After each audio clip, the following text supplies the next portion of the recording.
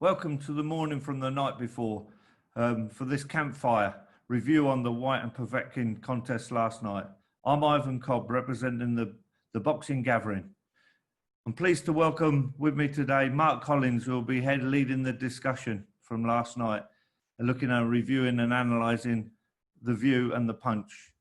Mark, who do you have with you this morning?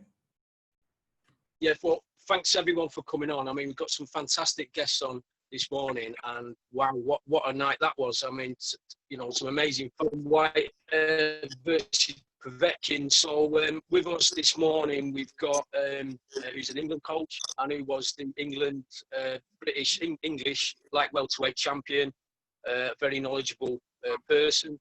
We've got Harvey Horn, who was on Team GB for 3 or 4 years. He was a European silver medalist, and now he's an undefeated pro, and also was the former campmate of Dillian Whyte. He's Ian, who is a fantastic coach from Western Warriors out in the West Country. And we've got Kevin Mitchell, who is, well, one of the best writers in Britain, in boxing, 30 years on the Observer, award-winning writer and author, tremendous knowledge.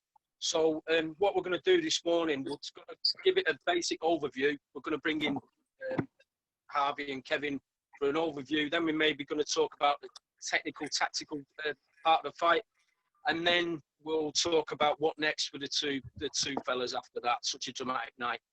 So it seems only right, first of all, to bring in Harvey, who was Dillian's teammate up until a few months ago, for an overview. Harvey, what about that last night?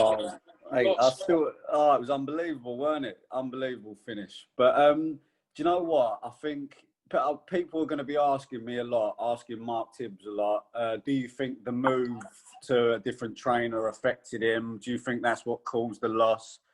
It'd be unfair to comment on that, I think, because he was actually dominating. He dropped him 2 rounds before.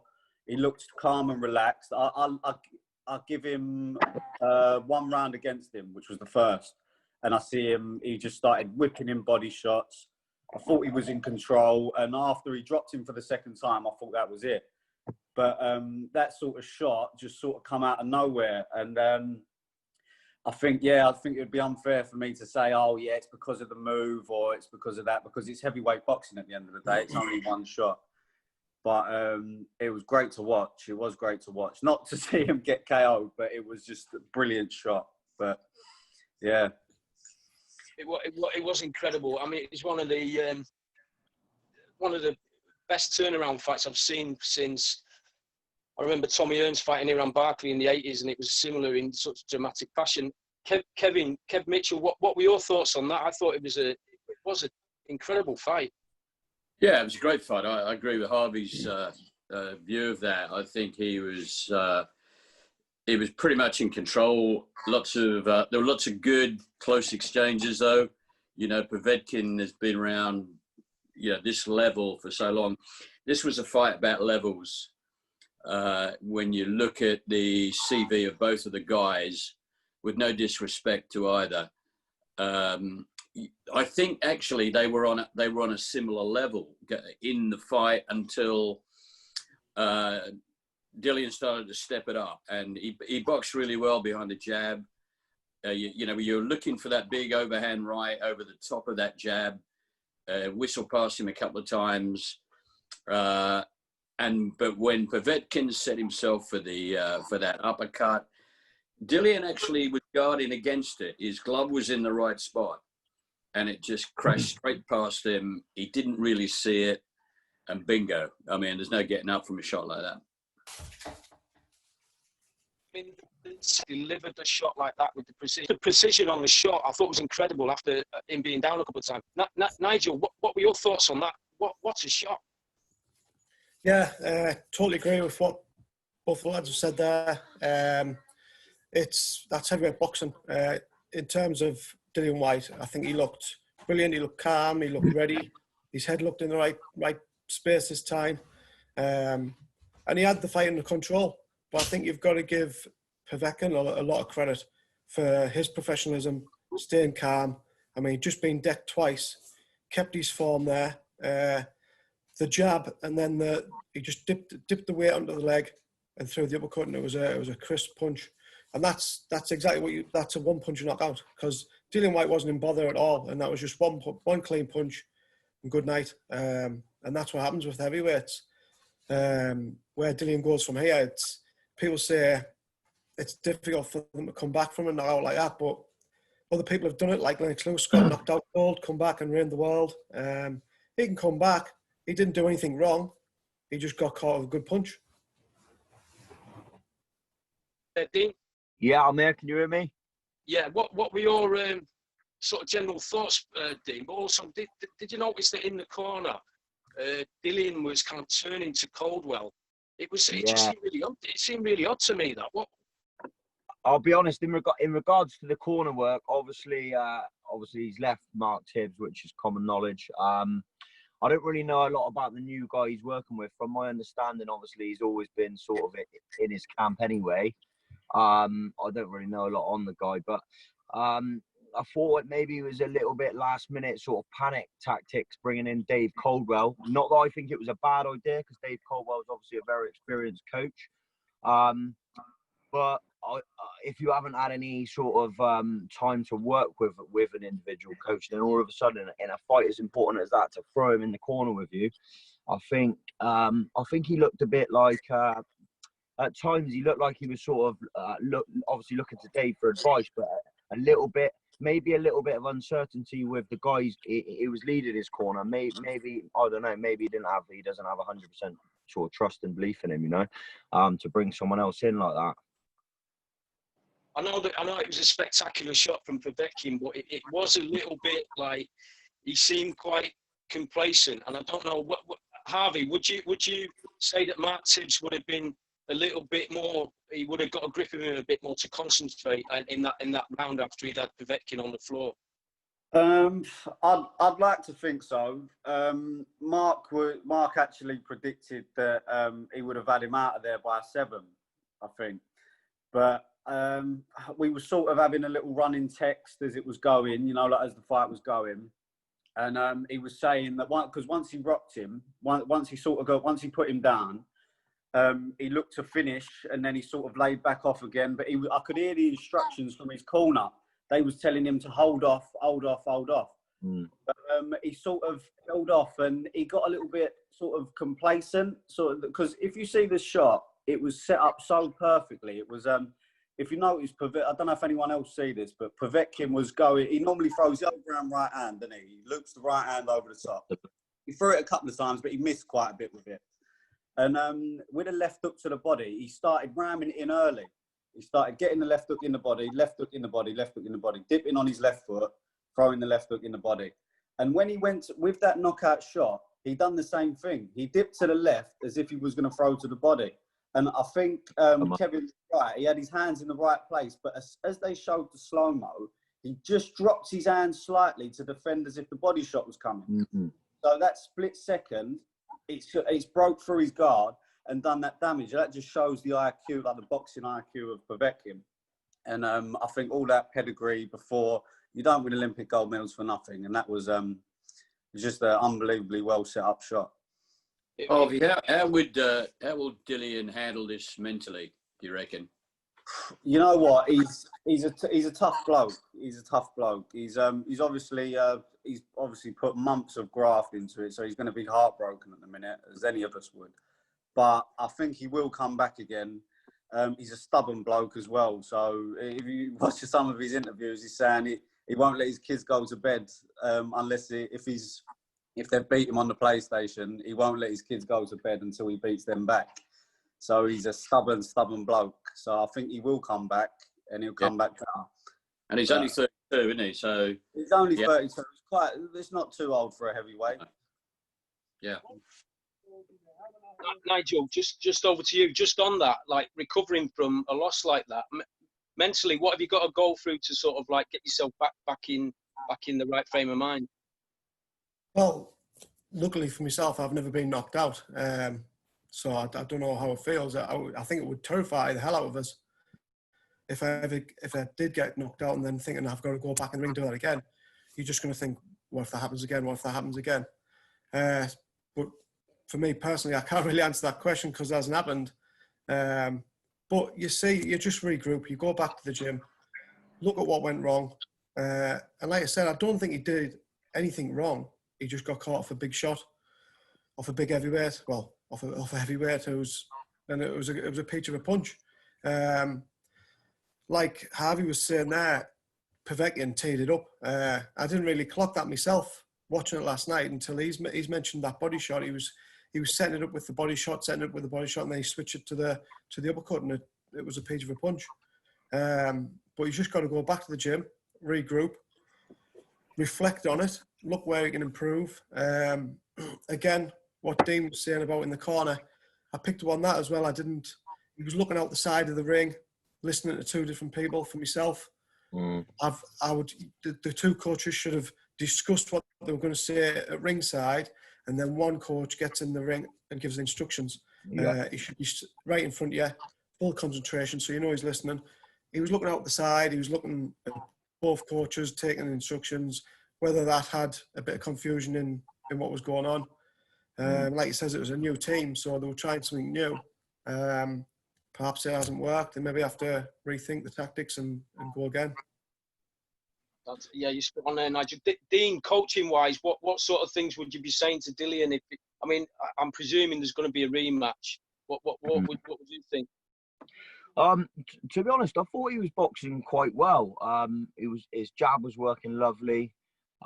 He was using basics. I did think at times I was a bit like looking at it thinking, oh, he's mixing it up with him when he don't really need to be. Obviously, Povetkin's a known puncher. I thought when he had him down in the fourth twice, I think it was the fourth, he had him down twice. I thought Dillian took his time. I didn't think he rushed to get him out of there like he normally would. Maybe because he was a little bit wary of obviously what would have been coming back. But I just think he was unlucky, really. You know what I mean? I think that punch landing clean like that from Povetkin would have knocked most heavyweights out, if not all of them. And I just think he's just unlucky. It's heavyweight boxing. Yeah, I mean, he was out before he hit the deck, wasn't he? I mean, it was an incredible shot. But Kevin, these shows that the Hearns have put on are absolutely tremendous. I mean, what? Just as a general overview, I mean, what are your thoughts about boxing in general at the moment and the standard that we've seen in the past few months? Well, I've got to say, it is a bit weird to have no crowd there. That's just weird. You know, that's like amateur days or watching a spar of the various, very highest quality. And this was much more than that. This is a proper fight. But fair play to Eddie for putting it on. I guess people were going to think about, shall I shell out pay-per-view for this? And I imagine quite a few people did. I mean, we did, otherwise we wouldn't have seen it. It's difficult, and I think it'll be some time before we get back to normal. But what struck me is in very few of the fights that have been on has it affected the fighters. They've managed to keep their concentration and focus because they've been around. They know how dangerous it can be to switch off. And those fighters who might rely on a crowd, I haven't seen much of that yet. Because you don't want to get G'd up by the crowd too much anyway. I think boxing-wise, it's been really good. It's the quality of the fights has been good. Katie Taylor's fight was another good scrap. The last few weeks, there's been a lot of good contests on that. Kevin, do you think from my obviously I'm not a big pro person, as probably everyone knows, but my experience of all the European championships that I've attended and world championships and all that, apart from the Olympics, there'd be a full gate, but most of the world championships, European championships are boxed. And Harvey, you'll probably witness this, a lot of your international as an amateur's empty all. So when you look at Povetkin's type of history, 2 times European champion, world champion, and I mean, he's beating Cubans in the world final and Kazakhstan's in the Olympic semi-finals and things like that. He would have been used to that non-crowd attitude, surely. So very much. That may have played into his advantage for a start. There would have been a big English contingent cheering for him. But on another point, I just think, he hasn't boxed that often, but he boxes once a year type of thing. And every time that left hook's, the left hand's always been dangerous, pricey. He rocked Joshua early in the bout. Joshua was sort of like sitting down on the shot. He was all but there, you know what I mean? And With so, the same shot as well, even that was. yeah, sort of like the hook coming over. Me personally, I just thought Dylan got a little bit square. He put his, if you're calling that, I'd let him say he got his hand in the right place. He put it out there as if it was a bit of a right hand, and that allowed Povetkin to slip inside. And really, it come back low, and it just gave him the gap to go through. And you know, it wasn't the most perfect punch because of certain, you know, if you're looking at technical, but what he did get, he got the power line straight through and straight up, and that made it such a fantastic, and you know, there's no comeback from that. You know what I mean? I think like the Joshua fight when he was knocked out with a right hand uppercut, he sort of turned off a little bit. He was back near the ropes, and he seems like a very relaxed fighter to me, Dilly. And he's like he doesn't rumble. He sort of strolls about because he's just waiting for the big shot. And I think if he did just turn off for a second, that was the wrong place to do it, because he was slightly square on, and there was nowhere to go behind him. There was no sort of room to get back from the action, and when he got caught, it was the same. He landed on the ropes against at the bottom rope against Joshua as well. It's something maybe he should. Povetkin sort of went in on the first attack, and he sort of like come off. He just like went through like a typical boxer switching off, and then got very quickly on the edge, and he forced Dylan to give ground quickly, and that sort of like, nothing really come. He sort of like give ground and just frozen and put his hand up there, and it was a little bit solid. And I think bringing his right hand across or putting it as a defensive to cover his belly, he brought himself around square, and it just opened the gap up. You know? I'll take your point. Harvey's point. He probably felt that the hook was coming. To me, when I see it live, and I've only seen it live, it looked like he threw a very weak right hand, and it allowed Povetkin to get on that outside of that, and damage was done. Dean, what did you think? Yeah, I thought like he definitely set the shot up. As Harvey said, he was touching downstairs with that lead hook, and it's well known that Povetkin's knocked a lot of people out with his left hand, whether it be a hook or an uppercut. And he just sort of touched the jab, I think, just before he threw the shot, and then he dipped like he was going to the body. Whyte did go to counter with the right hand, but he didn't throw it very sharp. It was just he just almost just sort of pushed it out, and Povetkin come out with that lead uppercut. But that's one of his good shots, you know what I mean? Slip lead uppercut. I'm pretty sure he caught Pricey with that, and I'm pretty sure he caught AJ with it in the first or the second round as well. So it's well known. Was out on the right hook, wasn't it? It was the left hook that just put him the right hook was, Right. Well, Pricey was gone on the right hook, let alone the left hook just put him away. Yeah, I mean, talking of Pricey as well, I mean, it's one of them questions in pro boxing. Some people say you shouldn't go straight back into a big rematch. I mean, look when David Price done it with Tony Thompson and sort of ruined his career. I'd hate to see the same thing happen to Whyte. What's your thought, Nigel? What's Nigel's thought of Dylan now? Where would you go? What your experience as a pro? So you just go back to the tactics there. I find them strange to hear that you've just dropped him twice and they tell him to hold back. And like what Ivan was saying there, if the crowd were there screaming and going wild and you've just dropped him twice, he'd have probably jumped all over him and finished the fight. Yeah, I think that he would have if there was a crowd there. Yeah, so you've just dropped a kid. The crowd go nuts. The adrenaline's pumping. He'd have probably jumped all over him and finished the job. So the crowd has definitely played a part into it, in Povetkin's favour as well, because like his experience from the amateurs, where there's no one in the halls, that's good. But what was that again, Ivan? Where does he go from here? Where does he sort of go from there? What does everyone think? Obviously he's got the rematch, but do you, when and where?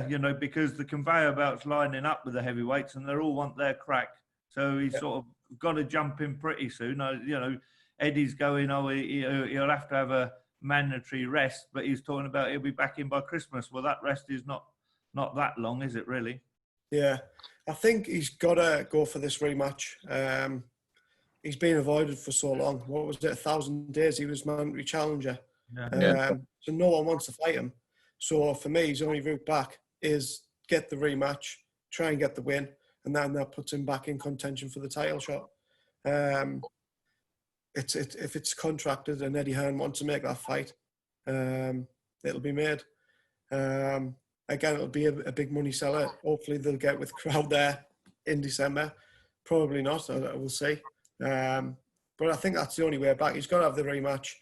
Like I said, I don't think he did a lot wrong. You've got to give Povetkin the credit. People are looking at what did Dillian Whyte do wrong. I don't think he did a lot wrong. Povetkin's very, very talented fighter, loads of experience. He kept calm and composed when he'd been dropped twice. And like Harvey was mentioning there, I didn't really pick on it until he mentioned it. He set the shot up. He was setting it up with the jab hook to the body, and then he just switched it to the uppercut, and what a shot. Good night. Harvey, what next now for Dillian? What next? That's the question, ain't it? Well, obviously he's not going to get his shot, is he? I think he's got to do the rematch, but it's whether he jumps in straight away and does the rematch. Because there was an interview I see this morning.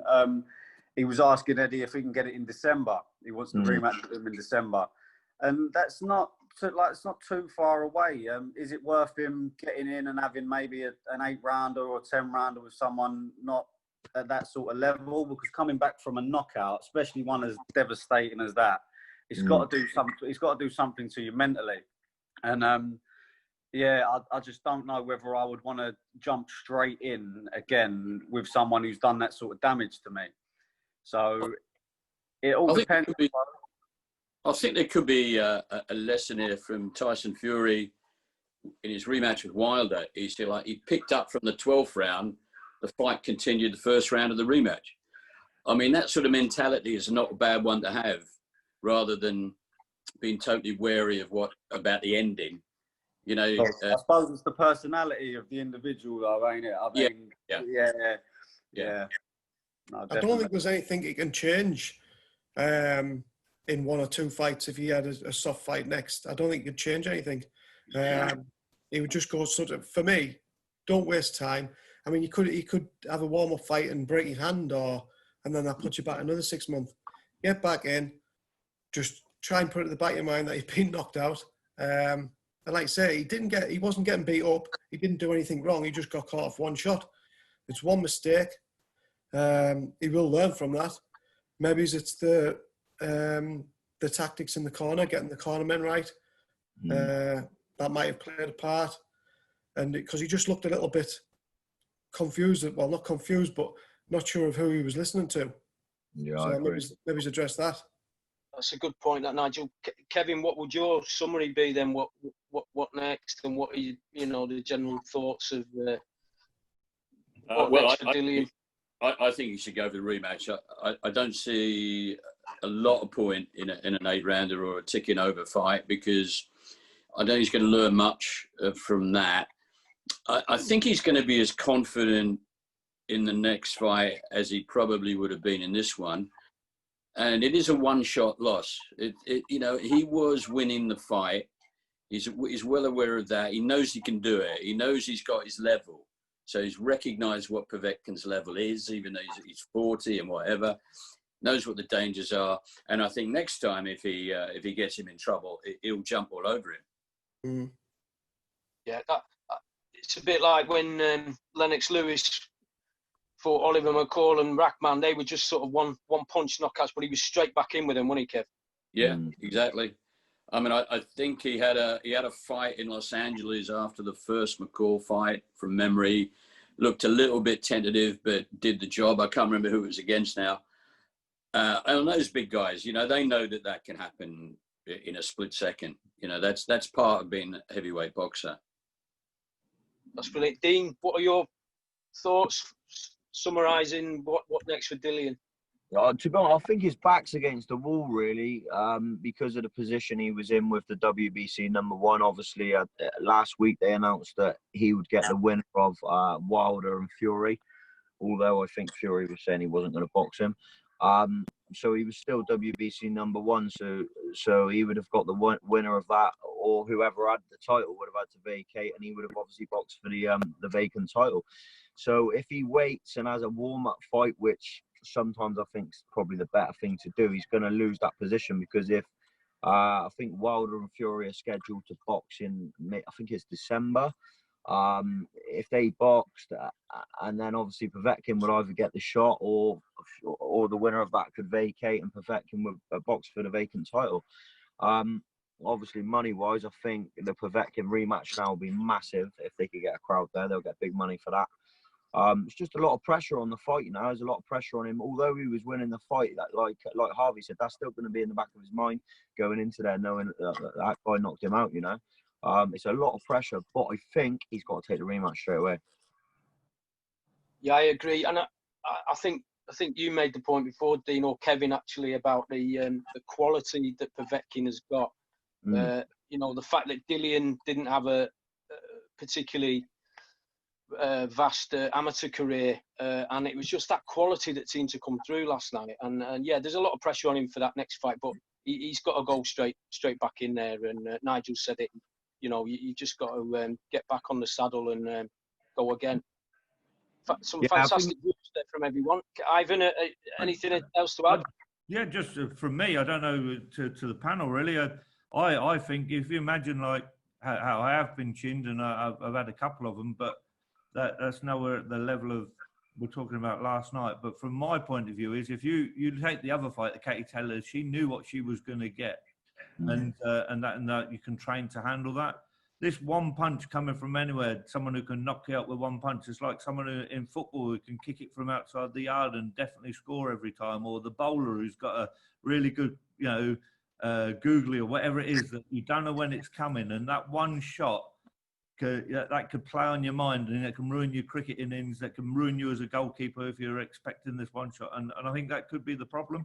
He may struggle with that. The return, he started very confidently, but you've got to go out there now, and it would come. Harvey said earlier, it'd be the mental attitude, and Tyson Fury is a totally different animal. He plays the mind games a different way. We'll see how Derek handles it. Hopefully he can. In my opinion, I hope he can, but it's just a thought that maybe that might be one that he's got to worry about. Brilliant. Well, thanks very much, everyone. I thought I had some fantastic views there. Really, really insightful. Great to see everyone.